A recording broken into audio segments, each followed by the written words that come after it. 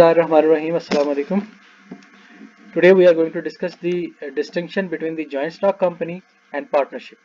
कि joint stock company और partnership के दरमियान क्या डिफरेंस अवेलेबल होता है। यहाँ पर टेबल की फॉर्म में यह डिफरेंस बताया गया है। हम वन बाय वन डिस्कस करते हैं। गवर्निंग स्टेटस की बात करें तो पब्लिक लिमिटेड कंपनी जो पब्लिक कंपनी है वो कंपनीज ऑर्डिनेंस 1984 के अंडर रजिस्टर होती है, लेकिन जो पार्टनरशिप है वो पार्टनरशिप एक्ट 1932 के थ्रू जो है वो रजिस्टर हो रही होती है, चल रही होती है, गवर्न हो रही होती है। जहाँ तक रजिस्ट्रेशन की बात करें तो registration of the company is compulsory. आप बगैर रजिस्ट्रेशन के कंपनी स्टार्ट नहीं कर सकते। So it can start business only after obtaining the certificate of commencement of business from the after the registration of the joint stock company। तो जब तक उनके पास commencement का सर्टिफिकेट नहीं आता तब तक वो कंपनी स्टार्ट नहीं कर सकते।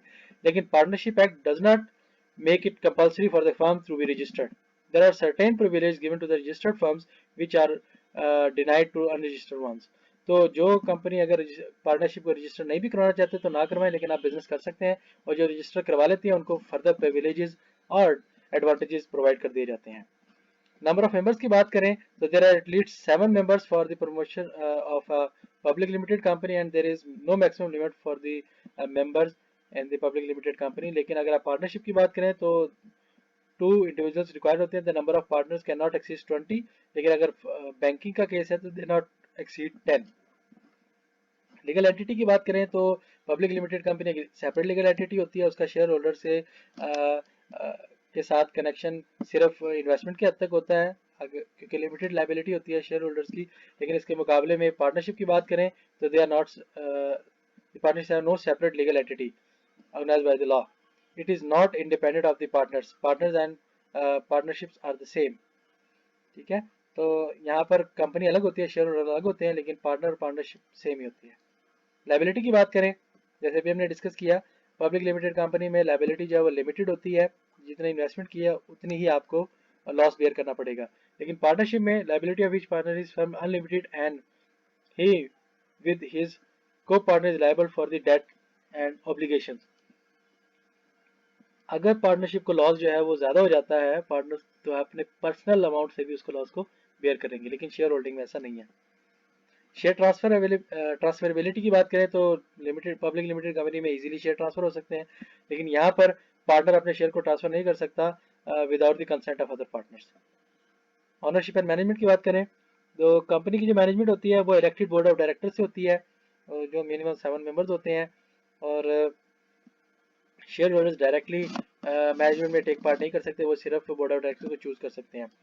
Firm is manage and control by one और मोर पार्टनर। जो पार्टनर्स होते हैं वही इसको मैनेज कर रहे होते हैं। हर पार्टनर्स की अपने राइट और ड्यूटीज होती हैं जिसमें वो टेक पार्ट करता है, और मैनेजमेंट और ऑनरशिप अलग अलग नहीं होती। लेकिन कंपनीज में मैनेजशिप और ऑनरशिप अलग अलग होती है, मैनेजमेंट अलग होती है, ऑनरशिप अलग होती है। इसके बाद आ जाता है जी financial resources. The company raises capital by issuing the larger amount of shares. तो बहुत सारे लोग शेयर परचेज कर सकते हैं, ठीक है, लेकिन जो पार्टनर्स हैं it depends on the capital contributed by the small number of partners.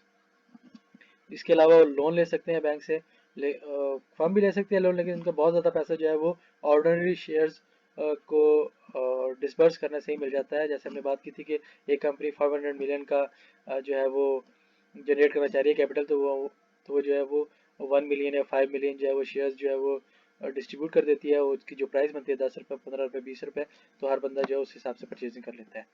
Duration की बात करें तो परपेचुअल सक्सेशन होती है, लंबे अरसे तक चलती है कंपनी, पब्लिक कंपनी। लेकिन जो पार्टनरशिप है वो डिपेंड कर रही होती है पार्टनर्स की हेल्थ पे। अगर किसी की डेथ हो जाती है, इंसॉल्वेंसी हो जाती है, इंसैनिटी हो जाती है, तो फिर पार्टनरशिप जो है वो डिसॉल्व हो जाएगी। ऑडिट की बात करें तो under the companies ordinance the company must get its accounts audited annually by the qualified chartered accountants. तो सीए से ऑडिट करवाना कंपलसरी है पब्लिक कंपनीज के लिए, लेकिन पार्टनर्स में ये ऑब्लिगेशन नहीं है। अगर वो चाहे तो करवा लें, अगर नहीं चाहते तो ना करवाएं। ऑब्जेक्ट्स एंड पावर्स की बात करें तो power and objects of the companies are set out in the memorandum of association. आपका जो चार्टर होता है उसमें लिखा होता है कि कंपनी ने क्या करना है और क्या नहीं करना है। और the classes of the agreement deed of the partnership can be altered with the mutual consents of the partners. तो पार्टनरशिप में भी एक मेमोरेंडम ऑफ एसोसिएशन लिखा जाता है जिसे पार्टनरशिप डीड कहा जाता है, तो उसमें अगर चेंजेस करनी है तो सारे पार्टनर्स की मुशावरत से जो है वो नई डीड लिख के उसमें नई चेंजेस की जा सकती हैं। स्टैट्यूटरी रेगुलेशंस की बात करें तो company rights from its inceptions has to comply with various and varied statutory regulations. तो स्टैट्यूटरी रेगुलेशंस जो है उनके अकॉर्डिंगली कंपनी जो है वो एक्ट परफॉर्म कर रही होती है। इसके मुकाबले में the partnership through governed by the Partners Act, Partnership Act, in related free from the statutory regulations. So company जो है जो स्टेचुएटरी कंपनी होती है वो स्टेचुएटरी रेगुलेशंस के अंडर चल रही होती हैं, लेकिन जो पार्टनरशिप है वो पार्टनरशिप एक्ट के अंडर चल रही होती हैं। डिसोल्यूशन की बात करें तो joint stock company can be dissolve by the compulsory by court. अगर कोर्ट ने कह दिया कि इसको डिसॉल्व करे तो डिसॉल्व हो जाएगी, वॉलंटरली अगर डिसॉल्व करना चाहे तब भी हो जाएगी, और under the suspension of the court it can not be dissolve by any member however influenced he may be. तो कोई एक मेंबर जो है वो इसको डिसॉल्व नहीं कर सकता, लेकिन अगर किसी मेंबर के पास ज्यादा शेयर्स आ गए हैं और वो इसको डिसॉल्व करना चाहता है, उस पर बाकी बोर्ड ऑफ डायरेक्टर्स पे इन्फ्लुएंस डाल सकता है, तो फिर ये डिसॉल्व हो जाती है। लेकिन पार्टनरशिप की डिसोल्यूशन की बात करें तो a partnership can be dissolved with the consent of all the partners or in accordance with the contract between the partners। तो वो कॉन्ट्रैक्ट के भी थ्रू डिसॉल्व हो जाती है, पार्टनरशिप पार्टनर्स खुद चाहे तो भी डिसॉल्व हो जाती है।